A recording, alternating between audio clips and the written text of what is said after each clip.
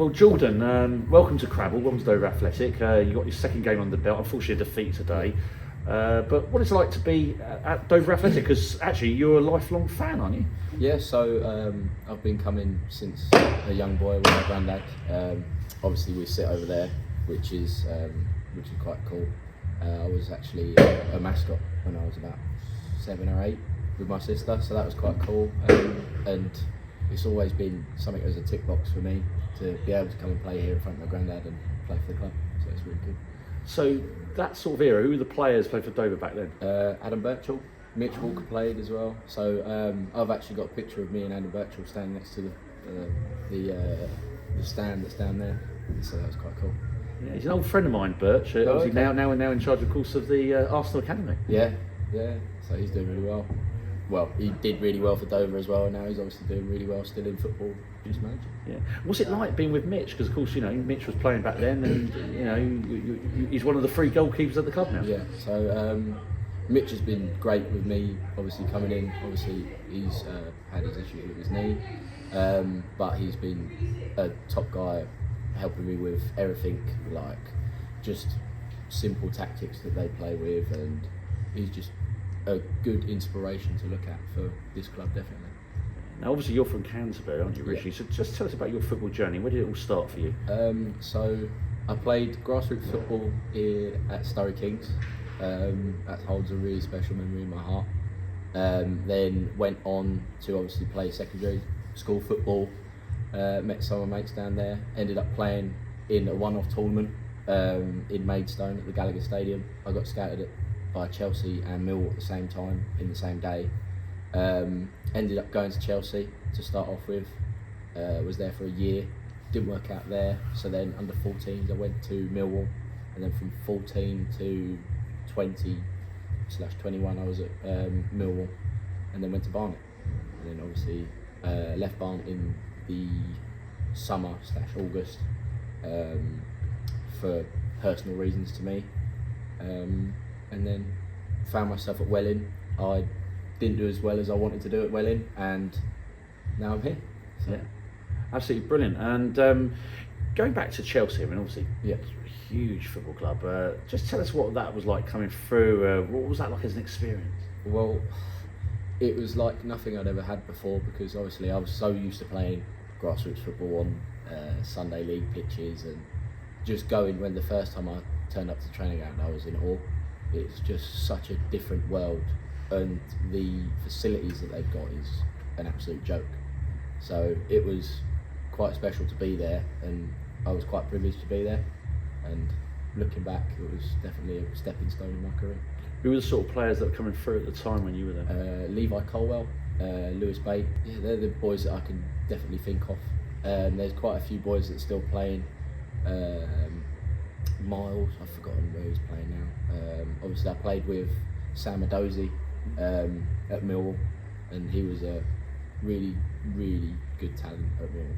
Yeah. Now you went to Millwall, of course. Another great football club, really, isn't it? Obviously at Championship level.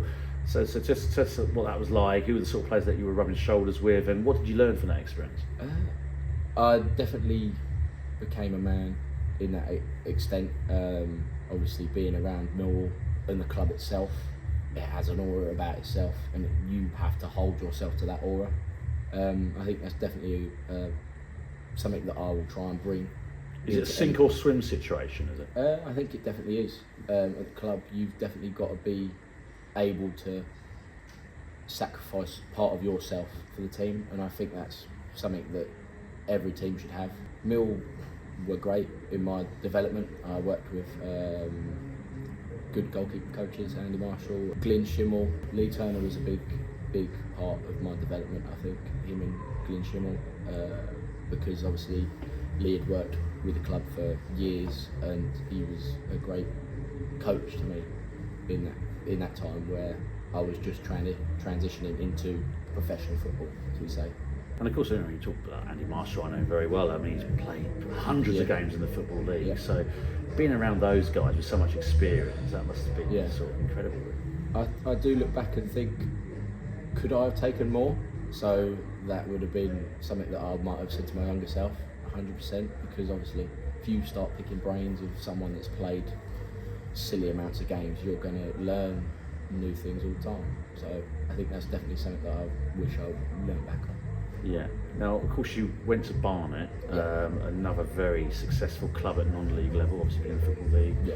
Just tell us what it was like being there, and also, how did you develop at Barnet, would you say? Yeah, Barnet was very, very good for me. I worked with Craig Holloway, who has played a lot of non-league, worked in a lot of non-league, and he definitely developed me the most as a goalkeeper, as an all-round goalkeeper, because obviously they play in a certain way that is quite high risk, but it works for them, and the players that they've got are unbelievable. I can't fault the boys for how they were with me anyway. They were really nice to be around and proper mates rather than just football teammates. I think this season that I left, I think I definitely became a better goalkeeper. I think there was a lot of stuff going on to develop me, which was really good, and I could see the pathway, and obviously it just didn't really work out there, unfortunately. And you ended up at Welling. Yeah. So what was that like? Yeah, it was a really good experience. Unfortunately, I didn't get to grasp that experience because I'd literally just come out of football, full-time football, and then getting straight back into the deep end of not playing, and then you play 2 games on the bounce and you go, well, hold up, like I definitely need more games under my belt, and I think it was a good learning curve for me, definitely, so that I can now develop more. Now, tell me how the move to Dover Athletic came about. I mean, obviously Mitch has got injured. It's been an ongoing issue for him actually for a couple of years now. Did you get like an SOS call, did you, from Joe? So I was speaking to an agent, Mark Amber. He said that Mitch was struggling with his knee. He said he knew Jake really, really well. So I had a conversation. I came in, I think literally the day that I got the call from Welling, I went and trained with Dover. So it was a bit of a weird situation. I was quite transparent. I said, look, Jake, look, I've got this going. Would you be able to liaise, sort of thing? And maybe if something happened, progressed, which then it did, then I came in. So it was quite quickly done. So like there was a training session. Jake obviously said that he liked me in how I am and how I present myself. So he obviously gave me the opportunity, and here we are. Yeah, I mean your debut, fantastic performance on the day, wasn't it? Against Dulwich Hamlet, away from home, still unbeaten away from home. So just tell us what it was like putting on the Dover shirt. It must have been a surreal moment for you, having been a fan. Yeah, it was definitely something that's going to stick in my mind for a very long time. For the first time, especially in the green, because Mitch obviously used to play in the green at home, so I was like, wow, that's quite cool. So it was just a great experience. Obviously, Dover fans came, which was part and parcel of coming here. Obviously, the fans are great, and I think that definitely drove us to get a very convincing victory over Dulwich. And of course, all the team off to Dublin for the weekend. Lucky them. Yeah. And they deserve it, by the way. They've been brilliant this season, although it didn't go well today. But actually, you were hanging around quite a bit. I saw you. You were walking around there, talking to fans and friends and stuff. So just tell us what that was all about. Just to say thank you for coming. Obviously, we're quite a family-based club. Well, I haven't been here for very long, but I know what it's like to sit in the stands and stuff, and I want people to appreciate what we try and give them, and hopefully we appreciate what they give us as well. And obviously, the fans were singing until the end of the game, which really helped us, and unfortunately we just weren't able to nick a goal. How did you reflect on the game? I mean, it was a frustrating one. I from my point of view, I thought first half we weren't that great. Second half we picked it up and perhaps deserved a draw. Yeah, definitely. We definitely deserved something out of the game. Credit to Crow Wanderers, they defended unbelievably. At the end, especially I think we had about 10 corners on the spin, and they were just holding strong. So I think it's more credit to them. Unfortunately, we weren't, all of us, quite at it really. Obviously for myself, I think some of the points I could have been a little bit cleaner. So I think we just got to roll on to the next one and and see where we go. Obviously, we're still at the top, so. I mean, the one thing this team's been good at this season actually is bouncing back from adversity, and that's what good teams do, isn't it? Yeah, exactly. I think everyone needs to realise that we're all human. We're always going to make mistakes, but it's how you get back and dust yourself off and play the next week. And I can see the character as soon as I walked in the dressing room. The characters in there are going to push us as far as we can go, and hopefully that is promotion. That is to win the league. And can you just give us an insight what you've observed so far in terms of the team spirit and the way that Jake knits together all these personalities with of course Mike? Yeah, it's definitely a very personal relationship between all of the players and all of the staff, which I feel that you can get the best out of players from.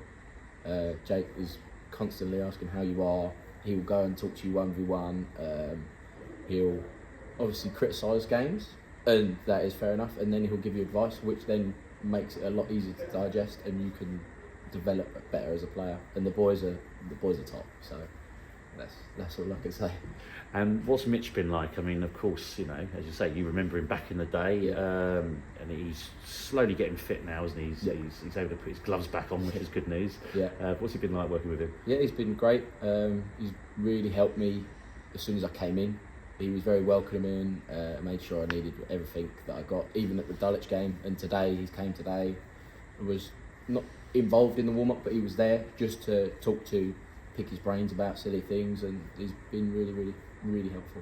There's a strong goalkeeping trio as well, because Claudio, of course, we can't forget him, and you know, he actually played well against Deal the other night, and you know, he's very much part of it, isn't he? Yeah, I think we all are.